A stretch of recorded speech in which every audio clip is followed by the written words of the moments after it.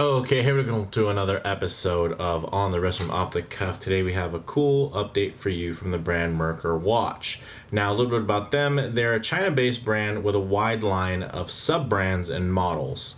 And I mean, really wide array, like very, very expansive. But in terms of the type of watch this is here, I'd consider this a classic field watch. Some key common characteristics and design when you're looking for a field watch. You're going to want that modest size. Of course, you're going to have Arabic numerals. Normally, you'll see a 12 or a 12 or a 24-hour scale, or both, on either a black or cream dial. This specific reference is actually made in homage to the Dirty Dozen mechanical watch of World War II. This is known as the Seizenn Dirty Dozen Mechanical, reference 1811599, and you can actually get this for $99 direct from Merkur, which is insanely good value. There are other homages to the Dirty Dozen watch that cost a lot more, some that cost a little bit more, but generally, I mean, I think in terms of a mechanical hand-wound Dirty Dozen watch, this is probably the most affordable one I've ever seen. Merkur reached out to me and provided this model to share with you guys.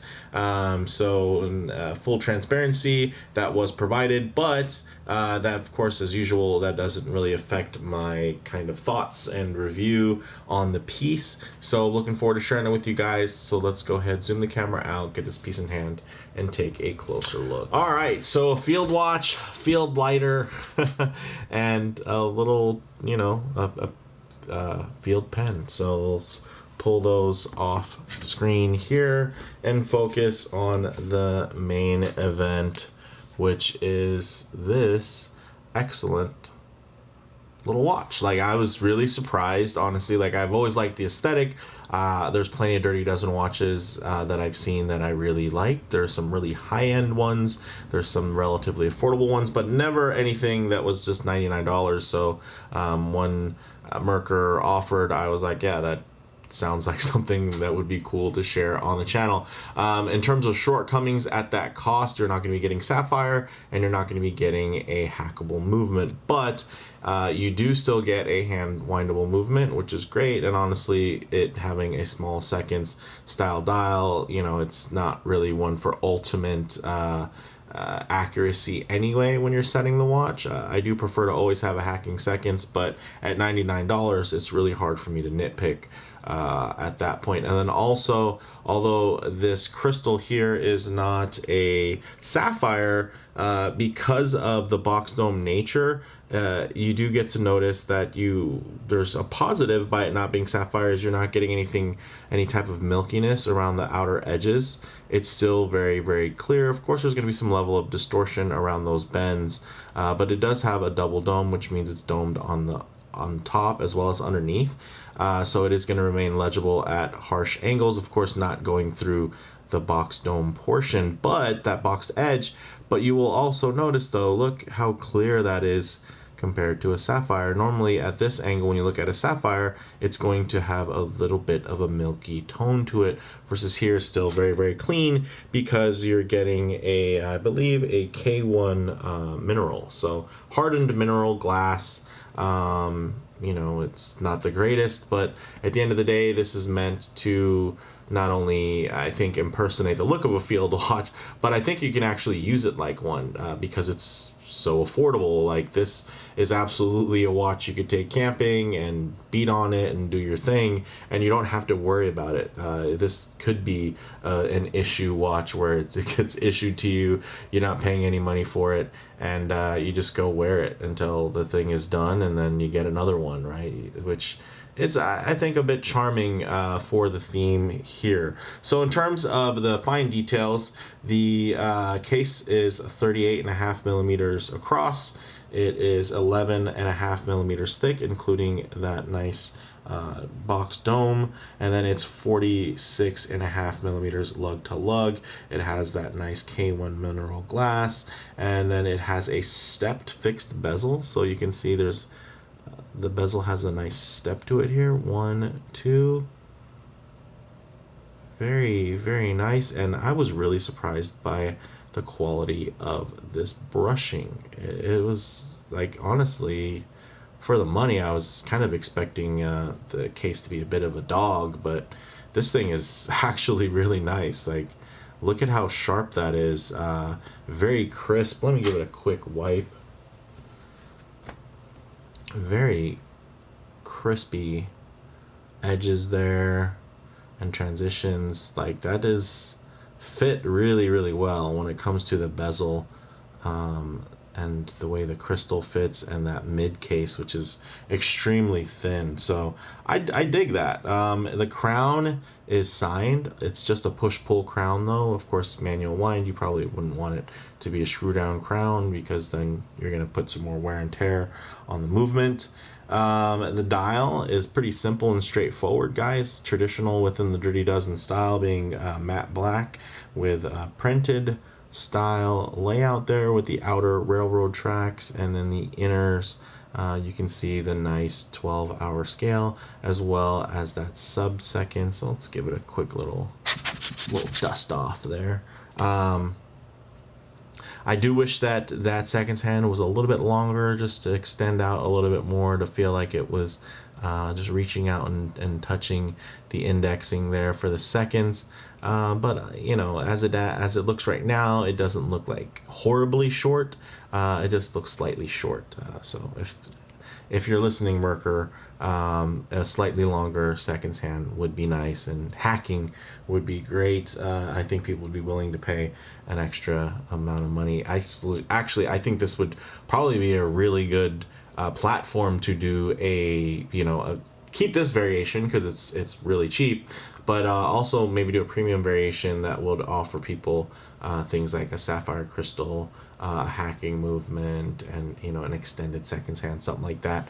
I think people would definitely pay double, triple the price for something like that, and I don't think it would really increase the cost by that many multiples.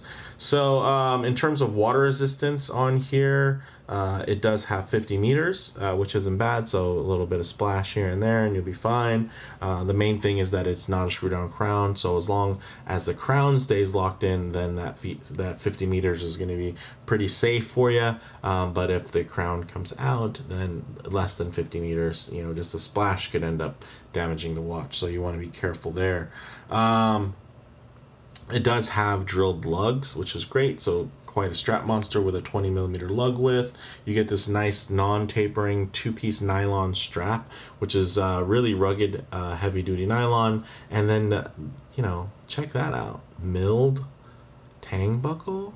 Very cool. Like, I appreciated that. And then reinforced holes. Like, these are the features I wasn't expecting to kind of come as standard for a watch that is under $100. So it was very, very surprising from that standpoint. But with that said, let's actually get this piece on wrist and see how it wears. Okay, guys, check that out. On my 7.5 to 7.25 inch wrist, wears really nice. Look at how low that thing rides. And although it is, 11.5 millimeters thick, that's counting that protruding crystal. So it actually has a really slim profile. This is super wearable. It honestly makes me kind of want to look into some of those more expensive variations of this look. That's how honestly impressive this was. Like, very surprising. The polish done on the flat of the step there is actually really cool and plays with the light really well, and it does a nice job of really shrinking the dial down as well. Just that general layout, things kind of step, they get closer and closer to the center, and you can see it lays really, really flat and very comfortable. Like, again, this is a cool watch with a truly historic reference. And you can get this thing, put it on your wrist, and wear it like it's a G-Shock, right? And I'm not saying it'll stand up the same way a G-Shock will, but you can be that carefree with it, which I think is kind of fun. Maybe not for a dress watch, not for a chronograph or something like that, but in terms of like a field watch, I think that's cool. I like that. It kind of ties back to that idea of it's something, because of the value, because of the cost, it's really not going to be expensive, and you can really wear it out, wear it down, and put it through the ringer. I think that's a lot of fun. Do I think this will survive, crazy torture tests? Probably not, but what, those original Dirty Dozen watches, I'm sure didn't survive every bump and crash and explosion, so not a big deal. If this one, I think it'll still be reliable enough for you to go take with you on your everyday adventure. And if you put it to the test and it doesn't pass the test, the good news is you're only out $99. So that's kind of fun. And yeah, in the channel I review a lot of expensive stuff, so it's nice to get into some of these more affordable little gems and finds. So let me know what you guys think, though. Are there other models from Merkur that you're interested to check out? Because I think they got some pretty interesting stuff in their catalog, and we'll see about getting more of their stuff on the channel, just because it is I like that they have historical references and classic looks at really, really affordable prices, because not everybody is looking for the next big brand that's upcoming. Some people are just looking for something that is really pleasing to their eye, that can hold up on their wrist as well. And I think this is something that's within that realm. So with that said, let's check to see how the Lume goes on this one, and then get some low light transition and closing thoughts. All right, let's go ahead and hit the lights here. Hey, look at that. That is pretty impressive Lume, especially for a field watch. It's not a diver. I do think it's a little interesting that they loomed the index on the seconds, but they didn't actually loom the hand. So I don't know. I think while the lights are on, it doesn't really matter, but while the lights are off, it seems a little silly to have that indexing done there. So I don't know, maybe they have other variations apart from this one that do have the loomed seconds hand, or at least a loomed tip or something like that. But one thing I really like to do within these Lume shots is work in some low light transition, because you're not always going to be out in the middle of a field enjoying direct sunlight.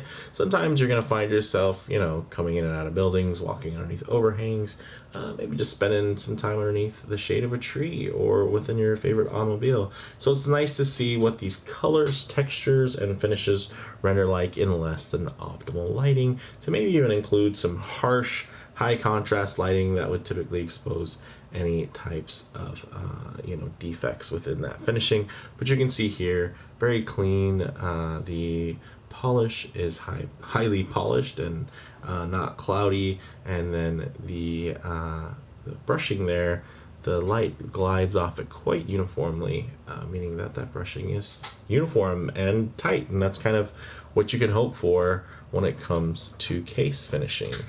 So closing thoughts, guys, on the wrist.